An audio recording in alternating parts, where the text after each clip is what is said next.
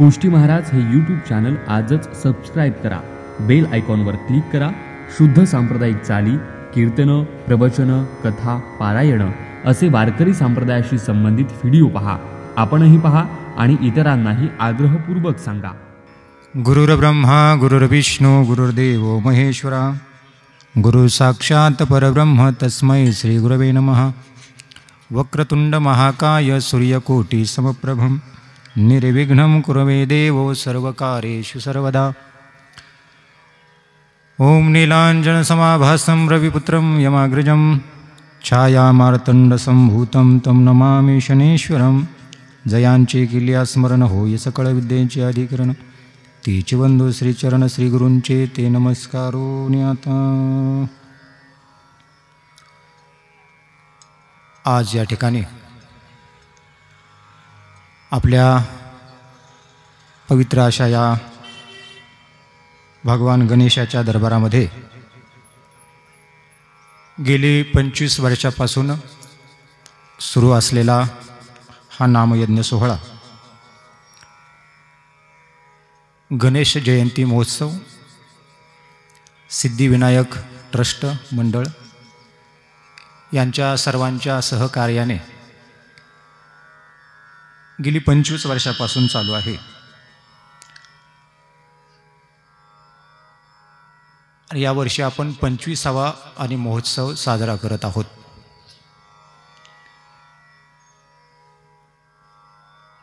आपल्या सर्वांच्या उपस्थितीमध्ये भगवान गणेशाच्या दरबारात आपल्याला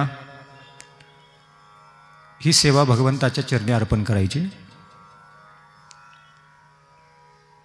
खरं तर आपण सर्वजण या ठिकाणी जमलो ते गुरुवर्य अण्णांचं श्रवण करण्याकरता या ठिकाणी आपण जमलेलो आहोत. परंतु अण्णांनी ही जबाबदारी आज माझ्याकडे दिली. सेवके सांगितले करावे काम.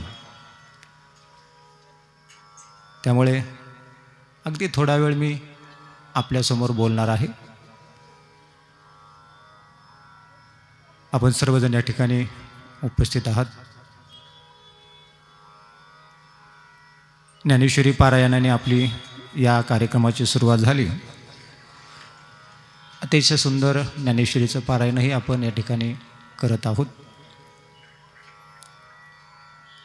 तर ज्ञानेश्वरीवरती बोलावं एवढा अधिकार माझा नाही, पण जे काही बोलता येईल ते मी आणि या ठिकाणी बोलणार आहे. माऊली ज्ञानेश्वर महाराजांनी आपल्याकरता अनेक ग्रंथ सांगितलेले आहेत. त्यामध्ये चांगदेव पासष्टी असेल, अमृतानुभव असेल, भावार्थ दीपिका म्हणजेच ज्ञानेश्वरी हा ग्रंथ आहे. त्यानंतर हरिपाठ हा ग्रंथ आहे. हे सर्व ग्रंथ माऊली ज्ञानेश्वर महाराजांनी आपल्या उद्धाराकरता सांगितलेले आहेत. यापैकी कुठल्याही ग्रंथाची आपल्याकडून जर साधना घडली तर आपला उद्धार निश्चित होणार आहे.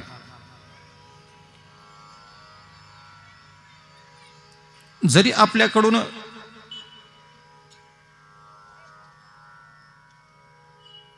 ज्ञानेश्वरी ग्रंथ वाचणं शक्य झालं नाही, तरी ज्ञानेश्वरी ग्रंथाचं पारायण ज्या ठिकाणी चालू आहे आपण ते श्रवण जरी केलं तरीसुद्धा आपला उद्धार होऊ शकतो. म्हणून जनाबाईट सांगतात की वाचावी ज्ञानेश्वरी डोळा पहावी पंढरी, ज्ञान होय अज्ञानासी ऐसा वर त्या टिकेसी. एवढा असा महान ग्रंथ माऊली ज्ञानेश्वर महाराजांनी आपल्याकरता सांगितलंय. बाकीचे जे ग्रंथ आहेत त्या प्रत्येक ग्रंथाचे अधिकारी वेगळे आहेत. चांगदेव पासष्टी असेल, नाही तो ग्रंथ आपल्याला कळाला तर अमृतानुभव आहे, तोही ग्रंथ आपल्याला नाही समजला तर ज्ञानेश्वरी हा ग्रंथ आपल्याकरता माऊली ज्ञानेश्वर महाराजांनी सांगितला. आणि त्याही पेक्षा आपण सर्वजण प्रपंचातले माणसं आहोत, संसार करणारे आहोत. आपल्याकरता सोपा आणि सुलभ असा हरिपाठ माऊली ज्ञानेश्वर महाराजांनी सांगितला. हरिपाठ अगदी सोपा आहे. सर्व ग्रंथांचं सार या हरिपाठ ग्रंथामध्ये आहेत. हे सर्व ग्रंथ माऊली ज्ञानेश्वर महाराजांनी आपल्याकरता सांगितलेले आहेत. म्हणून नाथ महाराज सांगतात की भाव धरून या वाचे ज्ञानेश्वरी, कृपा करी हरी तयावरी. भावयुक्त अंतकरणाने आपण जर ज्ञानेश्वरीचं पारायण केलं, वाचन केलं, तर प्रत्यक्ष भगवान परमात्मा आपल्यावरती कृपा करत असतो. असं या ग्रंथाचं महात्म्य आहे. या मृत्यू लोकामध्ये जो जीव जन्माला येतो, जो मनुष्य म्हणून जन्माला येतो, प्रत्येकाला असं वाटत असतं की आपल्याला भगवान परमात्म्याची प्राप्ती व्हावी, भगवान परमात्मा आपल्याला भेटावा. आणि भगवान परमात्म्याला भेटण्याकरिता प्रत्येकजण काही ना काही साधना करत असतो. भगवंताच्या प्राप्तीचे अनेक मार्ग आहेत, पण त्यामध्ये सगळ्यात सुलभ आणि सोपा जर मार्ग कोणता असेल भगवान परमात्म्याची प्राप्ती करण्याकरता, तर ती आहे नाम साधना. बाकीचे मार्ग कठीण आहेत. त्या मार्गाने भगवान परमात्म्याची प्राप्ती होईलच असं सांगता येत नाही. योग मार्ग असेल, जप मार्ग असेल, तप करायचं असेल, हे काय आपल्याच्याने शक्य नाही. म्हणून आपल्या साधू संतांनी आपल्याकरता सोपा आणि सुलभ मार्ग सांगितला, तो म्हणजे भगवान परमात्म्याचं नामस्मरण. किती सोपं आहे नामस्मरण. नामसंकीर्तन साधन पै सोपे, जळतील पापे जन्मांतरे.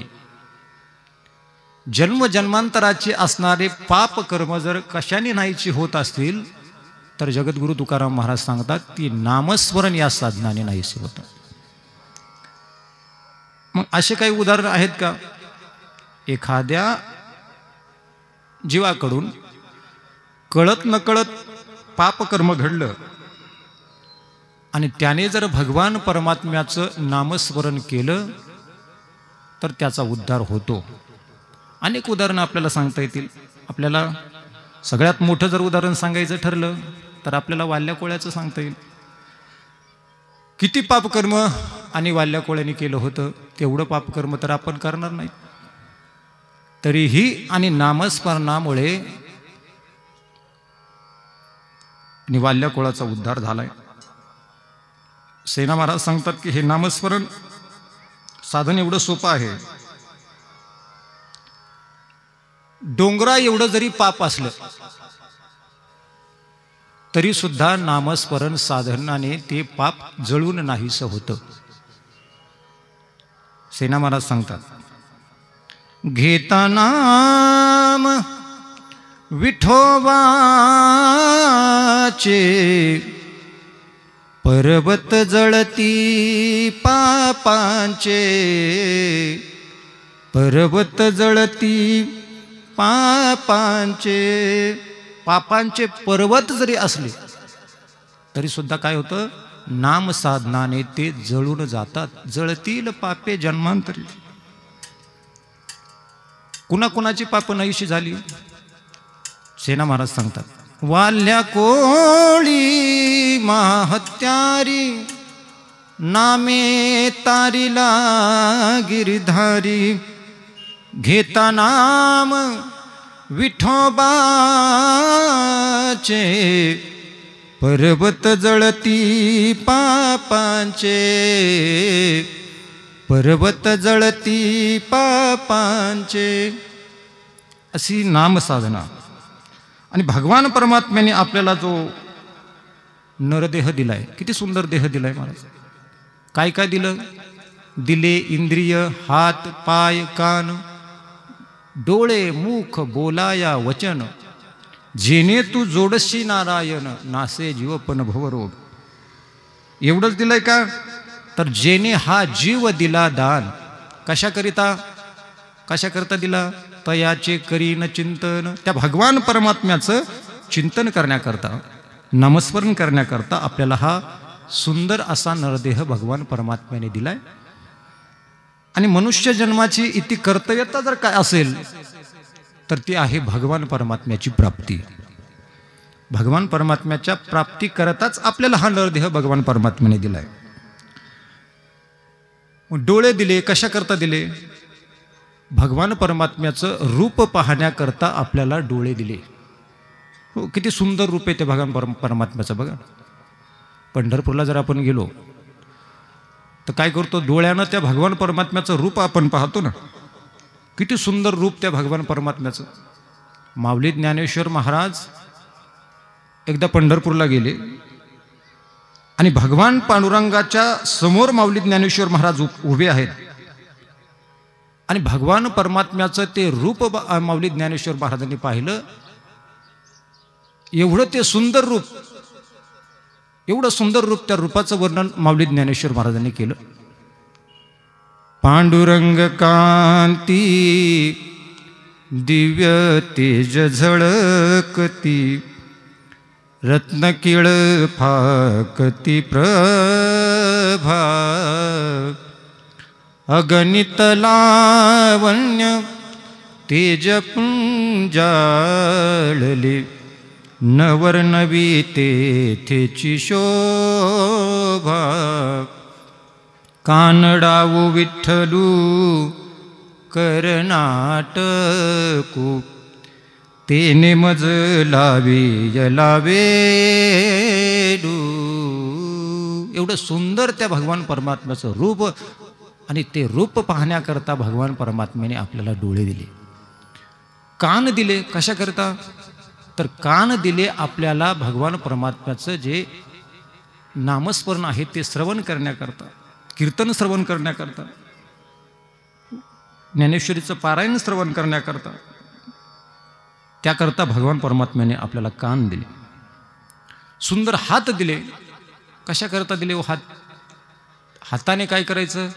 हाताने टाळी वाजवायची आणि मुखानं त्या भगवान परमात्म्याचं नामस्मरण करायचं. पाय दिले कशाकरता? पायाने काय करायचं? तर आपण पायाने कीर्तनाला यायचं, आहे की नाही, प्रवचनाला यायचं. पण येताना एकटं नाही यायचं. सद्गुरू अण्णा सांगत असतात की येताना काय करायचं? सोबत कुणीतरी घेऊन यायचं. का? तर त्याचं अर्ध पुण्य आपल्याला मिळत असतं. आपण जर सोबत कुणाला घेऊन आलो तर त्याचं अर्ध पुण्य आपल्याला मिळतं. म्हणून जोपर्यंत हातपाय चांगले आहेत तोपर्यंतच आपल्याला हे सर्व करता येईल. एकदा कानाने जर आपण ऐकू शकलो नाही, कानाने आणि कीर्तनात येऊन बसलो तर काय त्याचा उपयोग होणार आहे? डोळ्याने दिसत नाही, मग कीर्तनाला जाता येईल का? प्रवचनाला जाता येईल का? शक्य नाही. म्हणून जोपर्यंत हातपाय आपले चांगले आहेत तोपर्यंत आपण त्या भगवान परमात्म्याचं चिंतन, नामस्मरण हे करणं गरजेचं आहे. त्याकरताच आपल्याला भगवान परमात्म्याने हे सुंदर आणि इंद्रिय दिलेले आहेत. जगद्गुरु तुकाराम महाराजांचा एक सुंदर अभंग आहे. त्या अभंगामध्ये त्या सांगतात की कोणत्या इंद्रियाने कोणतं आणि त्या ठिकाणी भक्ती करायची. डोळ्यानं काय करायचं? कानाने काय करायचं? पायाने काय करायचं? हाताने काय करायचं? डोळे तुम्ही घ्या रे सुख, पहा विठोबाचे मुख, तुम्ही ऐका रे कान, माझ्या विठोबाचे गुण, घेई घेई माझे वाचे, गोड नाम विठोबाचे.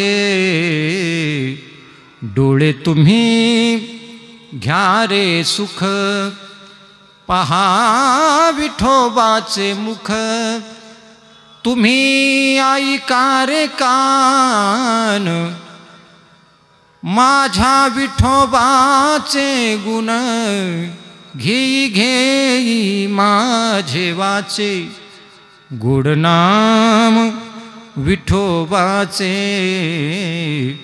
गोड नाम विठोबाचे.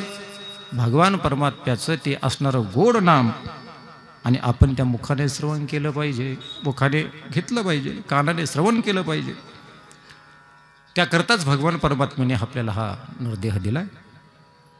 प्रत्येकाला वाटतं देव भेटावा आणि प्रत्येकजण भगवान परमात्म्याची भक्ती करतो. पण ती भक्ती करत असताना ती कशी करावी?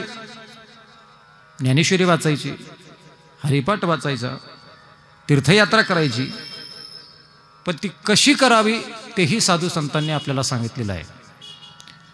तीर्थयात्रा जर करत असेल आणि आपलं चित्त जर तिथं नसेल तर माऊली ज्ञानेश्वर महाराज सांगतात, त्रिवेणी संगमी नाना तीर्थे भ्रमी, चित्त नाही नामी तरी ते व्यर्थ. आपण प्रवचनात बसत असू, कीर्तनात बसत असू आणि आपलं चित्त जर घरी जात असेल तर ते करण्यामध्ये काही अर्थ नाही. किमान या मंडपमध्ये आल्यावर तरी आपलं चित्त या ठिकाणी एकाग्र झालं पाहिजे.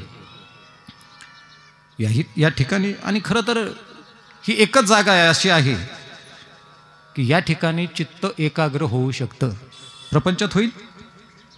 नाही होणार. प्रपंचामध्ये अनेक आणि आपल्याला त्या ठिकाणी दुःख सहन करावं लागतं. त्या ठिकाणी चित्त एकाग्र होणं शक्य नाही. ही एकच अशी जागा आहे, कीर्तन, प्रवचन, की या ठिकाणी आपलं चित्त आणि एकाग्र होऊ शकतं. आणि एकाग्र चित्त झाल्यानंतर त्या भगवान परमात्म्याचं नामस्मरण आपण करू शकतो. पण कुठलंही त्या ठिकाणी भक्ती करत असताना भाव त्या भक्तीमध्ये गरजेचा आहे. भावाशिवाय केलेली भक्ती ही देवाला आवडत नाही. कुठलीही भक्ती करा, पण त्या भक्तीमध्ये भाव हा गरजेचा आहे. भावे बिन भक्ती, माऊली सांगतात, भक्ती बिन मुक्ती, बळे बिन शक्ती बोलू नये. भावाशिवाय केलेली भक्ती देवाला आवडत नाही. काही जण भक्ती करतात ती बहिरंगाने करतात, पण देवाला बहिरंगाने केलेली भक्ती आवडत नाही, तर अंतरंगाने केलेली भक्ती देवाला आवडते. अंतरीची घेतो गोडी, पाहे जोडी भावाची. अंतकरणाने, श्रद्धायुक्त अंतकरणाने केलेली भक्ती देवाला आवडते आणि अशाच भक्ताला तो भगवान परमात्मा भेट देतो. एक सुंदर उदाहरण तुम्हाला मी सांगेल. महाभारताचं युद्ध सुरू होणार होतं आणि भगवान परमात्मा दुर्योधनाकडे जाणार. कशाकरता? की युद्ध होऊ नये म्हणून. दुर्योधनाला हे समजलं की कोण येणार आहे? भगवान श्रीकृष्ण येणार आहे. पण दुर्योधन हा कपटी स्वभावाचा. भगवान परमात्मा येण्या अगोदर त्या दुर्योधनाने काय केलं की भगवान परमात्म्याच्या स्वागताची अशी जय्यत तयारी केली. मोठा मंडप काय, सडे काय, रांगोळ्या काय, दास-दास्या सेवेकरता काय, जेवणाकरता मिष्टान्न काय, सर्व व्यवस्था केली. भगवान परमात्म्याचा रथ आला. सर्व आणि स्वागताकरता त्या नगरीतले लोक जमा झाले भगवान परमात्म्याचं स्वागत करण्याकरता. परंतु त्या गर्दीमध्येही भगवान परमात्मा आणि इकडे तिकडे बघू लागले की इथे माझा कोणी भक्त दिसतोय का. कुणाला शोधतो भगवान परमात्मा? कुणाला शोधत होते? विदुर काकाला शोधत होते. विदुर काकांची अशी इच्छा होती की भगवान परमात्म्याने एकदा माझ्या घरी यावं.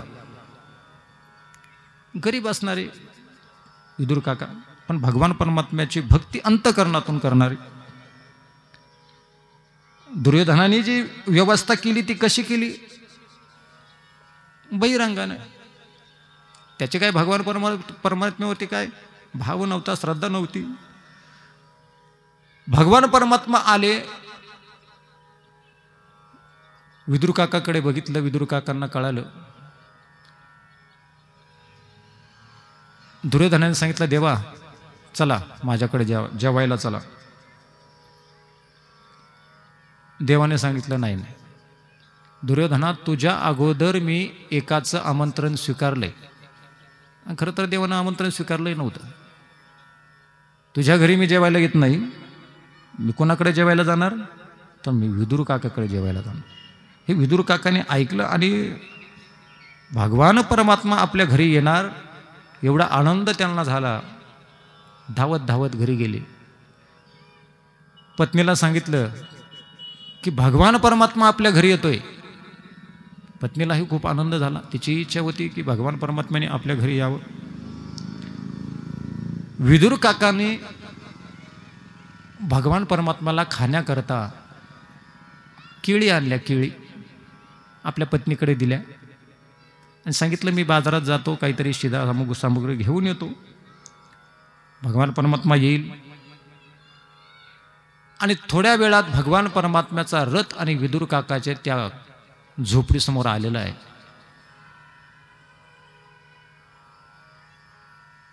विदुर काकाच्या पत्नीने पाहिलंय कोणाचा तरी रथ आलाय. धावत धावत गेली. पाहिलं तर साक्षात भगवान परमात्मा, योग्याच्याही ध्यानीमनी न येणारा तो भगवान परमात्मा प्रत्यक्ष आपल्या दारामध्ये उभा आहे. धावत धावत आतमध्ये गेली आणि आतून काय केलं तर पाट आणला, बसण्याकरता आणला. कुणाला बसण्याकरता? देवाला बसण्याकरता. पण भगवान परमात्म्याचं ते रूप पाहून देहभान विसरून गेली आणि जो पाट देवाला बसण्याकरता आणला त्या पाटावर स्वतःच बसली. आणि पुढचं ऐका, पुढचं ऐकण्यासारखं आहे. भगवान परमात्म्याला खाण्याकरता ज्या केळी आणल्या होत्या, भगवान परमात्मा खाली जमिनीवर बसले. त्या केळी खाण्याकरता आणल्या. त्या विदुर काकाच्या पत्नीने काय करावं, एक केळी घ्यावी, तिचं साल काढावं, आतला गाभा स्वतः खावा आणि ती सालट असणारी ती देवाला दिली, भगवान परमात्मा. पण भगवान परमात्मा भक्ताच्या भक्तीपुढे एवढा प्रसन्न होतो, तो देव पण सुद्धा विसरून जातो.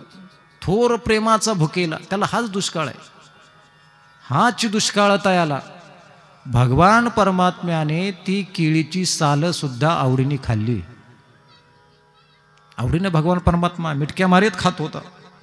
तेवढ्यात विदुर काका आले. पाहिलं समोरचं दृश्य, आपली पत्नी काय करते, केळीची साल भगवान परमात्म्याला देते, स्वतः आतला गाभा खाते. तिला हलवून जागा केलंय स्वतः. आणि त्या विदुर काकाने एक केळी घेतली, तिचं साल काढलं, आतला गाभा जो होता तो भगवान परमात्म्याला दिला.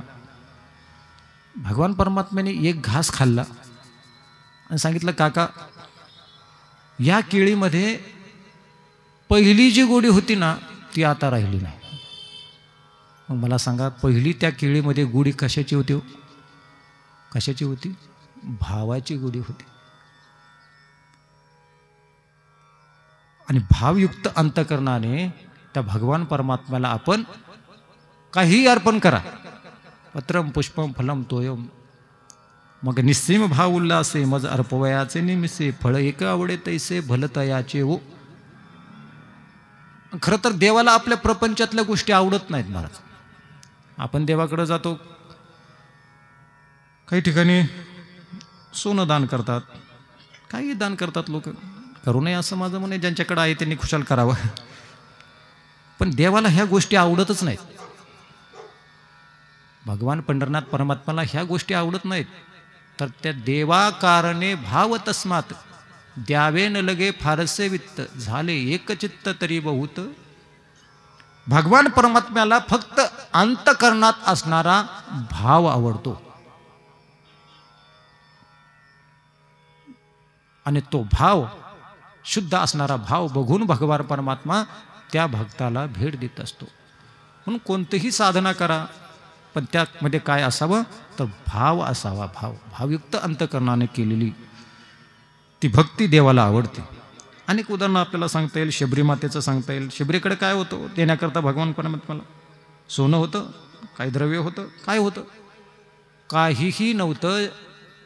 अगदी झाडाची आणलेली ती बोरं, ती पण कशी आणली होती? आपल्या स्वतःच्या दाताने चाखून आणलेली ती बोरं. पण ती बोरं ही भगवान परमात्म्याने आवडीनं खाल्ली. भगवान परमात्म्याने त्या ठिकाणी शबरीची व्यवस्था नाही पाहिली. ती शबरीने आपल्याला बसण्याकरता काय टाकलंय, खाण्याकरता काय आणले, तर शबरी मातेची भगवान प्रभू रामचंद्रांनी अवस्था पाहिली, अवस्था. आणि परमार्थामध्ये अवस्थेला खूप महत्व आहे. भावयुक्त अंतकरणानं त्या भगवान परमात्म्याला आपण जे काही अर्पण करू तो भगवान परमात्मा त्याचा स्वीकार करतो. तेच त्या देवाला आवडतं. आता अनेक प्रकार भक्तीचे आहेत. श्रवणम, कीर्तनम, विष्णुस्मरणम, पादसेवनम, अर्चनम, वंदम, दास्यम, सख्य, आत्मनिवेदनम. एवढं सांगायला आपल्याला वेळ नाही. श्रवण भक्ती आहे, कीर्तन भक्ती आहे, नामस्मरण भक्ती आहे, सख्य भक्ती आहे. श्रवण भक्तीमुळे कुणाचा उद्धार झाला? तर श्रवण भक्तीमुळे राजा परीक्षितीचा उद्धार झाला. श्रवण भक्तीमुळे राजा जनकाचा उद्धार झाला. जनक राजा, श्रवण भक्ती अशी होती जनक राजाची की भागवत कथा श्रवण करत असताना त्या पूर्ण नगरीला आग लागली. अग्नी पेटत पेटत त्या राजाच्या पायाजवळ आला तरीही कथेपासून बाजूला झाले नाहीत. तरीही त्यांचं चित्त कुठं होतं? तरीही त्यांचं चित्त हे श्रवणाकडे होतं.